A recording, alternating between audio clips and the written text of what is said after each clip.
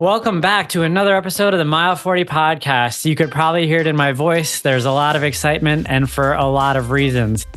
First reason is I'm actually recording this as I prepare to launch my second book, which by the time this recording comes out will be out. Make sure you check it out on Amazon or on my website, Audacious, Uncaging Your Authentic Self. Thank you all for continuing to tune in. It's been quite a ride these last 18 months or so, and I'm just so thankful for everybody's notes, the followers, the subscriptions. Keep the reviews coming. It really helps the show grow. And I'm going to dive right into it today because I'm just so excited about today's guest. Today's guest is Eddie Pinero. He's an international speaker, video producer, and the founder of Your World Within. His goal is to inspire others to live their best lives. Eddie, I didn't tell you this, or I kind of told you this, but the last 3 marathons, I've had you in my ear for about, 3 to 4 hours straight, carrying me from start line to finish line. So I have no doubt this is going to be an incredible conversation. Thank you for joining me. Hey, for sure. That means the world, man. It really does. And I will say, like, being a digital creator, as I'm sure you know, I've seen you on Instagram, it's like one thing to interact, and chat with people in the comments and stuff. But like when you talk to someone who values what you do, or you've had it doesn't get better. So that's really, really amazing to hear. Yeah, man. I was telling you before this, like, I feel like I know you, and this is the first time that we've met and like seen each other's faces. But because I've literally listened to the sound of your voice for hours upon hours, you're just a voice that it provides a lot of comfort for someone that I don't know. As strange as that may sound. And let me start off by asking you this: you have a gift, right? I appreciate that, man. I mean, the way I look at it is like, yeah, I found what I love to do in a way that adds value to others. I always talk about the intersection of what you love and what adds value. And that's like, I found that, man. And I just went all in there. Yeah, you really did go all in. But one of the things that you talk about as I've listened to your episodes over time is the fact that A, you're not a finished product. B, you're very vulnerable about the work that you have to do to get to where it is that you want to go. And you're open about the fact that the journey hasn't necessarily been easy from day one. And it never really is. So maybe let's take a step back and let's just give the audience a general background around who you were before Your World Within kind of came about. Yeah. I hate to use the word typical because who wants to, but it was sort of a typical trajectory where it was like, get good grades in high school to go to a good college, get good grades in college, get a, corporate job, and was very much, in that, or of that mind. And so found myself in the insurance industry and, driving to work, joking around with my buddy, maybe today's the day we get a flat tire. That would be amazing. And like, eventually you stop and look around and go, this is self-induced. Like, you're allowing this. I will say, like, an important piece in that journey in college was, being a rower, the men's rowing team, which was like, I always say, like, where I learned to work hard. Everyone thinks they know what hard work was. I certainly thought I did. And then I realized, like, showing up and even suffering is not enough. Like, you can show up, suffer, and lose. It's like that to me was, the beginning of something special. But yeah, like a few years into the corporate world, realized, hey, this is definitely, a fish out of water thing. Some amazing people there. Some people love it. Some people thrive there. I didn't. And started doing creative things. I started, a lot of singer-songwriter stuff, writing songs, producing songs for people in Boston. I was taking the video camera out, was messing around. I was creative writing, blogging. And eventually got the courage to quit my job and, keep dabbling in that stuff until one day, and this really was a turning point. I wrote a speech called Ode to Excellence. That was like, okay, you quit your job, right, to be an entrepreneur, to be a creative. And it's a lot less shiny and exciting when you're 5 months in and the money's not coming in, right? That's tough. And so the speech was basically a promise to myself to not give in and go back to what I knew, and to try. Like, let yourself hit the floor, because I have a feeling if you let yourself hit the floor, you'll find a way to pull yourself back up. And that's exactly what happened. And I released that to the world. I got to make it a little movie with video clips and music, and recorded the speech. So much fun doing it. And I started getting messages from people saying, "Hey, this resonates, man. I needed this. Thank you for this." And that goes to your question. Like, it's that intersection. It's like, I just love producing this, and it's helping people. Like, let's go. There's something here. And that, I would say, is the beginning of the trajectory. That conviction that you had in the message, I want to dig into that a little bit, right? Like, where did that derive from? I'll speak from personal experience, right? Like, the reason why I had such conviction in the idea of break barriers and overcoming obstacles, and really kind of instilling that motive of, you can overcome anything, is because as a child, I had to face it, battling childhood cancer, right? And I had, the actual obstacle, and I've seen darkness, and I've experienced pain and agony, and so having that childhood experience kind of instilled an understanding of you can overcome these things. So I want to kind of turn it to you and maybe dig into it a little bit around, where did that conviction come from? I think you just, to your point, like, you have to live it. Like, Jim Rohn has an amazing story that I reference all the time, like, where his Girl Scout knocks on his door and wants him to buy Girl Scout cookies. And he doesn't have the money, like, he's broke. And so he has to tell this, poor Girl Scout, "I already bought some from someone else." And she was okay. And he closed the door and felt so ashamed. He's like, never enough. Like, that's the breaking point. I'm done. And, you just get to a point in life where it's like, enough is enough. You position yourself to have to make change. There's this thing, and I think a lot of people have this, where it's like, you feel like you're different, right? You feel like Sure. you can create something special, and going back and sort of conforming to what I was doing, what was expected of me, I would have been disappointed, and I didn't want to live disappointed. And I think that was the driver, initially. I had no idea how difficult it was going to be, no idea how lonely it was going to be, no idea how frustrated, none of that. I just knew, like, what I didn't want. And sometimes that's enough. For me, that was enough. That was plenty. Yeah. How long did it take you to realize how lonely this road was? Oh, dude. Pretty quickly.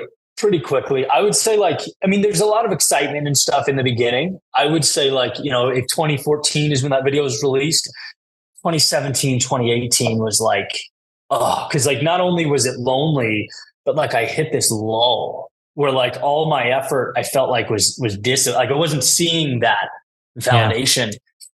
That was the tough part, and obviously hung in. Like, there was no exit strategy, and it was still like 2021 was when I started growing exponentially financially, and with my followers and the people that I was able to help.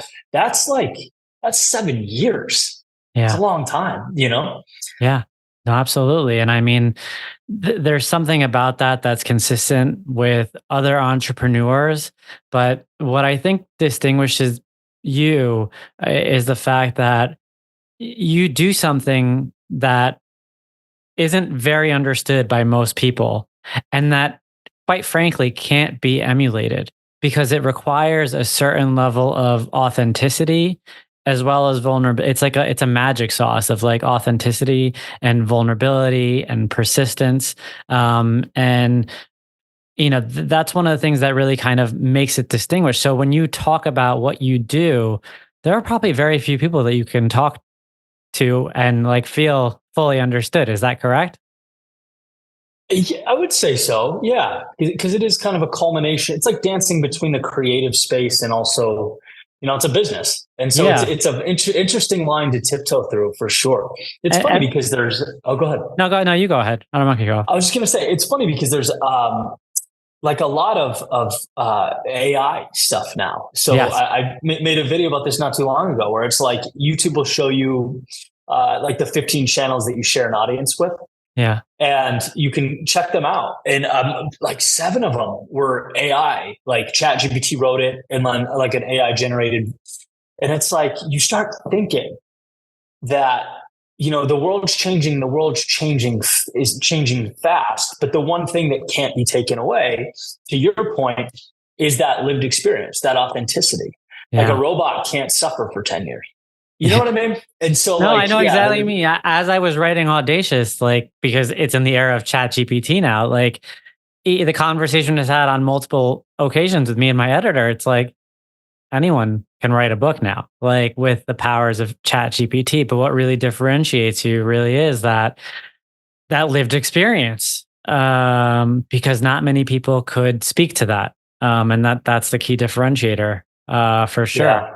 No, I really appreciate that context, because as I've been listening to you over the years, that's one of the things that has stuck out in my mind is he's really good, but who does he go to, right? Like I can put Eddie in my ear and I can feel comforted, and I can feel strengthened and empowered, and all the good things. Where are you getting your fuel? Is there someone out there that's providing that comfort that you're providing to others? I would say so, in different contexts. Like my family, I rely on quite a bit, just to talk through things, and they're just incredibly supportive and amazing in every way. I have a small group of friends, and many of them have far exceeded what I've done in terms of impact and what they've been able to create. And so I learn a lot from them. Sometimes it's plugging into, Jim Rohn, who I talk about every 30 seconds. I just think he's a genius. And some of these older guys and gals, and a little bit of everywhere, man. That's good. It's awesome to see you finding sources of inspiration, especially, given that's a lot of what you do. Let's go back to the starting point here, to where we are today, and talk a little bit more about the trajectory, the ups and downs, any potential moments of maybe walking away. I had to imagine there were a lot of frustrating points along this journey. When you first started this, you talked about the 7-year journey, and until you started to really get momentum and start to see it paying off financially. At what point, or at different points, I'm sure you kind of had to deal with, doing this for the greater good or doing it for the career aspect of it. And maybe we could talk about the conflict there. Yeah. I mean, there was duress for sure. And by the way, I'm not saying this to be tough. Like, this is something that I truly never thought about. Like, it was just what I was going to do, especially a few years in. And I don't know if, like, subconsciously going back to, to crew and just the environment and just suffering through some of that stuff, it was never like, there were times where I wanted to stop, but it wasn't like an option. It was more like feeling bad or depressed for a little while, or, like I always give the example of the time I got together, and I didn't have a lot of money, and I got together with some of my buddies. We spent a lot of money to go to the desert, cameras, make this video, and it wasn't very well received. And that to me was very disappointing, right? But you say, you can find wins and losses. The funny thing is, the next week I wrote about my lesson there and just how disappointing that was, without any video or anything, just audio. And that did like 80 times, the reach was crazy. So yeah, it's just how it works, right? So there were highs and there were lows for sure, but it was just continuously marching forward. And I believe that. I think if you're willing to pivot, like even when you get your teeth kicked in, if you're like, I'm going to continue forward, I'm going to look around, I'm going to be pragmatic, I'm going to be intelligent and make adjustments, but I'm going to keep moving forward, you have to win. I really believe that. Yeah, no, I agree with you 100%. And it's funny. I didn't want to really talk about the book. I just wanted to kind of position it earlier on in this episode so people know it's out. But the premise of Audacious is to break down the word and what it means. And I break it down into 5 characteristics, right? And that is persistence, authenticity, resilience, vulnerability, and adaptability. And in that context of what you just said, you hit on all five of those points. And in the book, I talk about how that's essentially the formula for accomplishing the goals that at one point you seem to you, unthinkable, or things that you thought were out of reach. And you've done just that, and probably more, and there's a lot more to come out of that. So I have to ask you about the small wins along the way. How did you go about acknowledging them, or is that something that you're still kind of figuring out how to take in? I had to teach myself to. And I imagine I'd be curious to hear, like with writing a book, I'm sure you had to celebrate, chapter by chapter too. Because it's very easy, to say, well, I'm not where I want to be, right? Constantly, people operating at a high level tend to do that. They're looking at the gap between where they are and where they want to be, and often forget to look over their shoulder and see what they've created and how much is compounded. And you go crazy if you don't do that. You can't, you're doing yourself a disservice. You need that balance. And so very much started learning to celebrate the small wins, whether it's just benchmarks on some of these social platforms, or events, or just linking up with people in my network, celebrating them when they do something great. It's just, I think every entrepreneur, creative athlete, anybody, you need to celebrate the small wins. Yeah, no, you're spot on with that.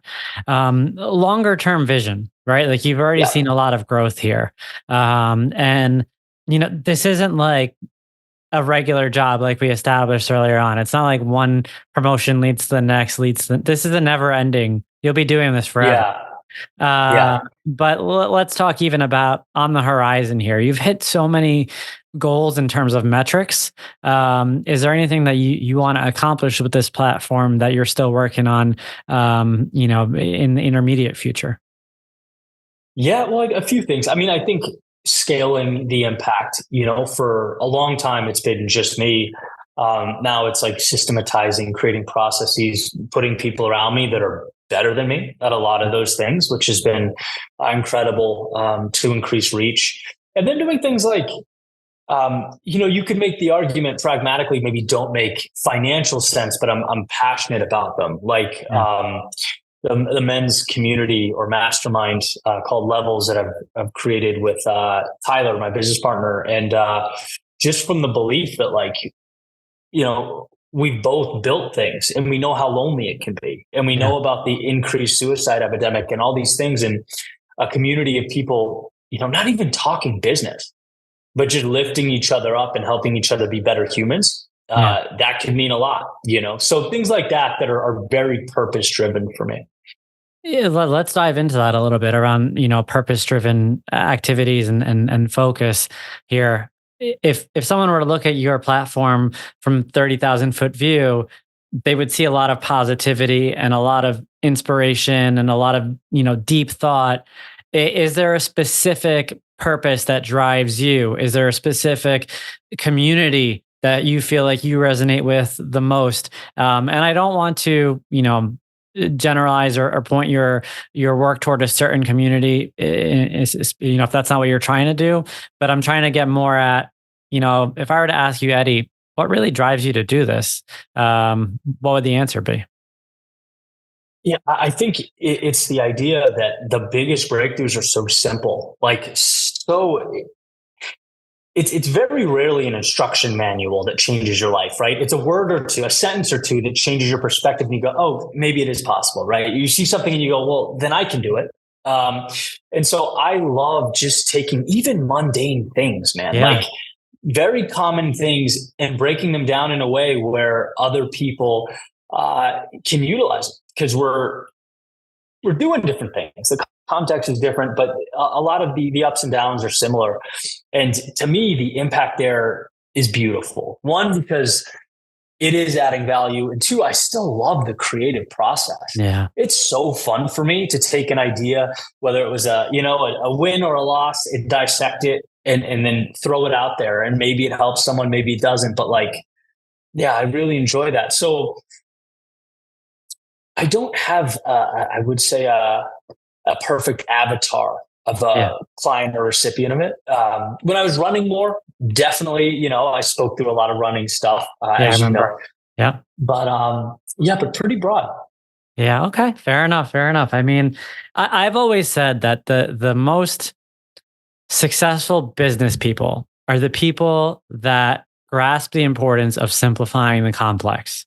And when you take that, like in terms of like financial services, for instance, the people that understand how to take these, really complicated and complicated mechanisms to sell and being able to just simplify them and explain them to the average daily investor. And what I see you doing is I see you taking these really profound thoughts and really simplifying them to the point where the everyday person going through their everyday rut can take a step back, can listen to you and the way that you put the words together in an artful manner and understand it's going to be okay. Like we're all human. We all have our struggles. We all have our ups and downs. But if we channel the mindset and we embrace, the attitude, we can get through this and come out stronger. And that's one of the things that I think, again, distinguishes you in terms of, this platform is a business. And what makes this an appealing business is your ability to simplify, those profound thought processes. And so, that's a true distinguishment there. Thank you, my friend. I appreciate that. You got it. It's funny because today I was talking to a consultant I'm constantly trying to get my shoulders fixed, and I feel like I'm getting close, right? And so he's asking me what's going on, and telling him about these different things. And when you're with something for so long, you start to feel like it's, I don't know, like it's you're the only one in the world dealing with it. Yeah. And one of the first things he said is like, this is not like uncommon. You might think it is, but a ton of people are going through this, and like I can show you how to fix it. There are steps to fix it. And just hearing that was such relief. And I think there are a lot of different ways to sort of tell that story, but that's the idea. Like we just want to know, to your point, one, you're not alone, and two, there are steps to bring yourself from the valley to the mountain. Hey all, it's me, Bishoy. As a marathon runner and endurance athlete, I've come to understand the importance of properly fueling your body for preparation and recovery. Every day, you get a shot at success. How you start your day typically paints a picture of what the rest of the day will look like. Start your day with a super convenient, healthy, and delicious nutritional win. Meal 1 by Creatures of Habit. Overnight oatmeal packed with 30 grams of plant-based protein, chia, flax, and pumpkin seeds. Vitamin D3, omega-3s, a probiotic, and digestive enzymes made in under 1 minute. Stop wasting time or worrying about what to eat as your first meal of the day. Start with meal 1. Visit creaturesofhabit.com, creatures spelled with a K, and use code MILE40 for 15% off a one-time purchase or the first subscription order payment. You're right. And that is a testimony to the growth of the platform, right? Like if you didn't tell a message that unified people, you wouldn't have the millions of views that you did have. The reason why you're able to get those millions of views is because people see connection. And when people see connection, that's at the heart of growth. And that's how it works. And I bet there was a learning process there for you along the way, but the way that it comes out now sounds incredibly natural, and that's the beauty of it. And I want to ask you, you do a really good job of storytelling. Was that something that was always, within you, or is that something that you've had to refine over the years as this platform has grown? Definitely both. I always say if I spent 15 years doing calculus, I'd be exponentially better, but my ceiling would be very low. So like speaking and storytelling is something that I've worked on for a decade, but also have a natural proclivity towards it. Yeah. So it's like, you know what I mean? And you're also, you're very even keeled. Like I kind of want to get to know Eddie, the person, a little bit here. Like Eddie in a social setting, are you describe yourself, right? Like in a social setting, are you generally loud? Are people coming to you? Are you more reserved? I would say more reserved. I feel like it's changed over the years, like, Okay. yeah, I was a little more outgoing when I was younger, maybe beer muscles, but like, yeah, Okay. I mean, you tone down a little bit, and I found myself being a little bit more quiet, a little more thoughtful. Yeah. It's interesting. I kind of have seen myself go through a similar evolution as I've been building out the platform over here and I think it's part of this journey, right? Like, as you refine the message that you're trying to get out there into the world, I think you learn so much more about yourself in that process. And I think as you're learning more and more about yourself, it kind of impacts how you interact with others. And I'm not saying this in a negative way at all. I'm saying it more in terms of like the natural growth process.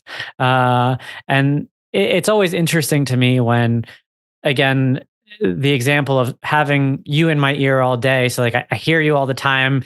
I'm like, Eddie's a talker, Eddie's a talker, Eddie's a talker because he's talking to me all the time. But again, envisioning you in a room where, to your point, you're a little bit more reserved and you're interacting, you're socializing, but it's always hard to kind of distinguish from someone that you always hear talking.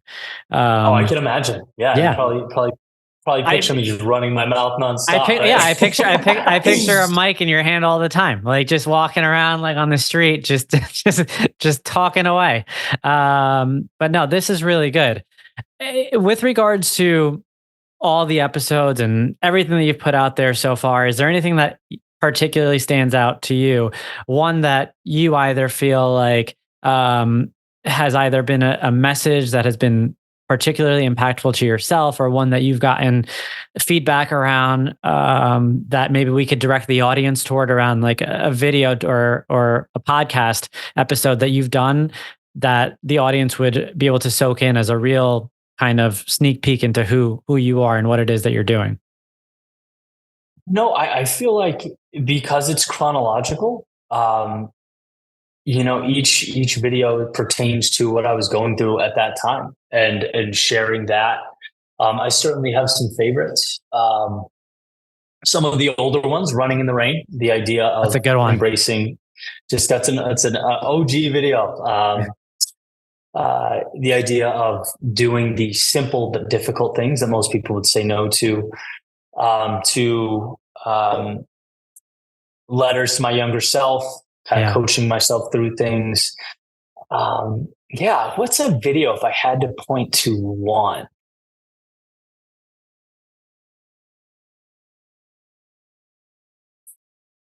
Maybe "Chasing Fireflies."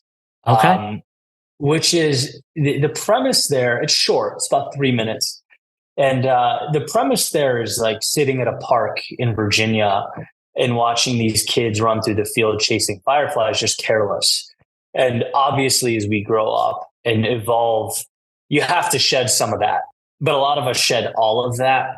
And so the idea was like to cling on to that, to hold on to that curiosity and that sense of adventure, because that makes all the difference. And I think no matter where you are, what you're doing, you could always kind of pull on that childlike inclination. Absolutely. If you're listening to this episode, go check it out. Make sure you check out Eddie.